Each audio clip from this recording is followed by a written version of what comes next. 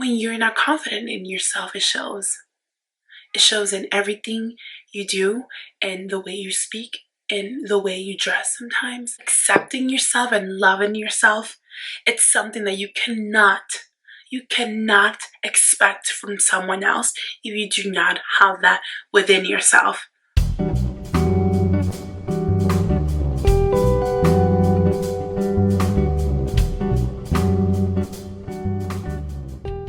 Hello everyone, welcome to my channel if you're new here, and welcome back if you're already part of the tribe.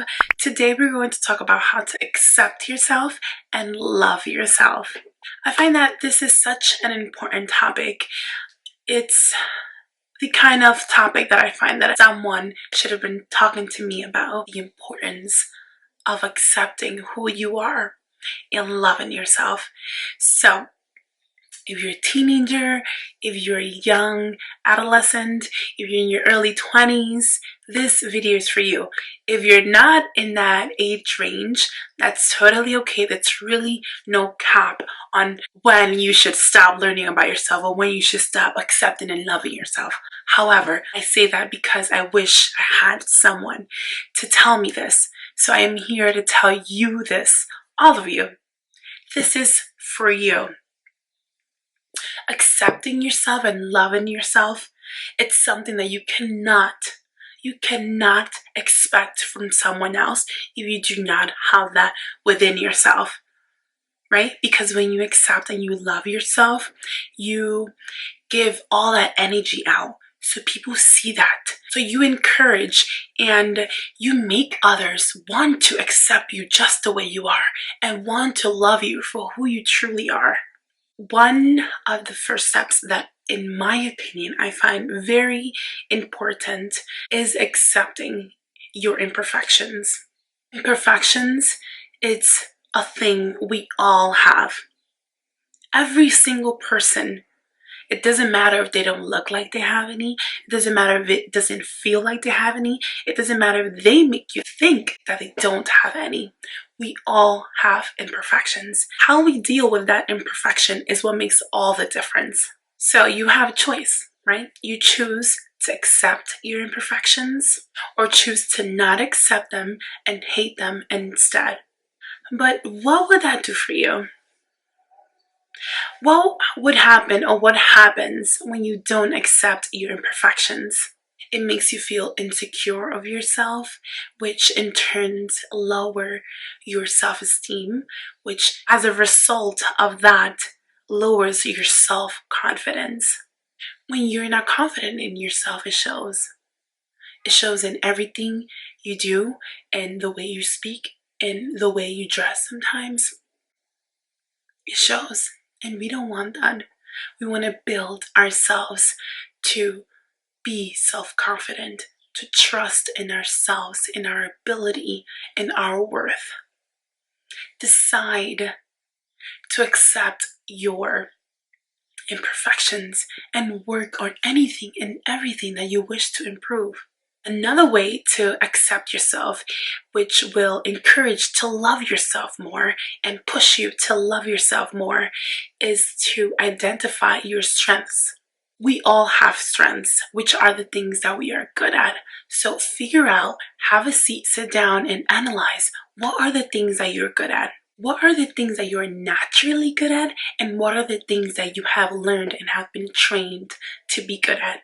When you are aware of your strength, that you see and you know how capable you are of doing that particular thing in a good way, it leads you to love yourself more because you know and you see just how capable you are. Being aware of your strengths shows you, it proves to you what you can do and what you can achieve.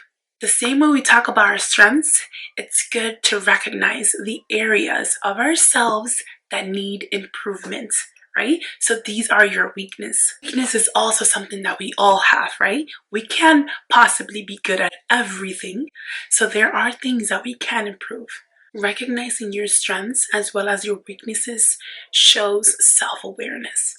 And being able to be self-aware of yourself The same way you are aware of others and their strengths and their weaknesses and what could they do better, it's great for you to be aware of yourself. If you, for any reason, feel like you can't come up with any weaknesses or things that you can actually improve in, always feel free to ask someone close to you.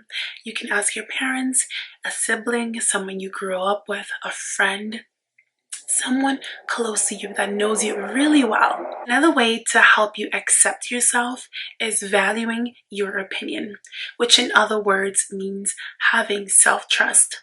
Building your self-trust and trusting in yourself is vital to accepting yourself. Trusting in your capability, trusting in your judgment, believing to the core and believing in yourself to make the right decisions, or at least the ones that feel like the right decision at that very moment.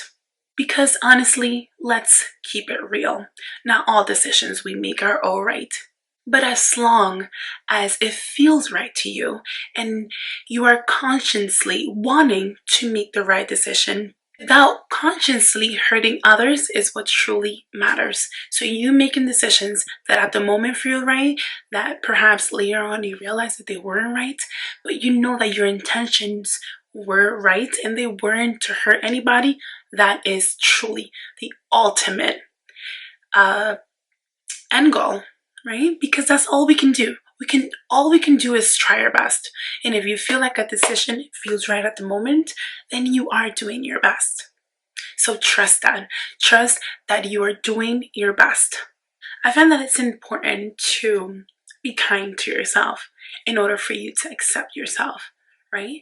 Because if we decide to not be kind to ourselves, it defeats the purpose of everything else. How else could you be self-aware and have self-trust and feel great, positive, feel proud of yourself, know your value, know your worth, if you aren't kind to yourself? So my last point is to have compassion with yourself. Be kind to yourself and understand that we all mess up. We all mess up one way or another. Learning from their mistakes and those downfalls is what makes all the difference. Learning from them so that you don't make those same mistakes again is what sets you apart and is what actually makes the difference. So being that we are well aware of our imperfections and that we are not perfect, then it's also good to know that we aren't perfect, and that means things aren't perfect as well. Things won't always turn out the way we want them to be, the way we plan them to be. However, don't overwhelm yourself with disappointment. Don't belittle yourself. Don't be harsh on yourself. Now, I'm not saying for you to not be hard on yourself once in a while. Briefly, like when you stand in front of a mirror and you're like, hey, you have to get together. You have to finish your task. You have to clean. You have to get everything done. You have to get this done in order to get this. You know what I'm saying? Sometimes you have to be a little hard on yourself to keep yourself upbeat and keep things flowing. Okay? You see how it's just a way to show yourself a little tough love where you hold yourself accountable and just like a quick wake up to get things done, but not belittling yourself and not putting yourself down. See, there's a difference. So make sure you're kind to yourself at all times. That is all for this video. Thank you so much for watching. I appreciate you and I appreciate your time. Thank you so much for all of your support. Thank you for watching till the very end. If you did find this video valuable and if you did like it, then don't forget to share with everybody. Don't forget to meet me down in the comments down below and let me know what were your thoughts. What were you thinking? Do you agree or disagree with this video?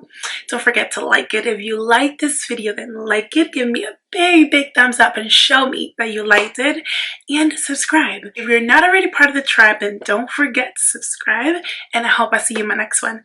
Bye.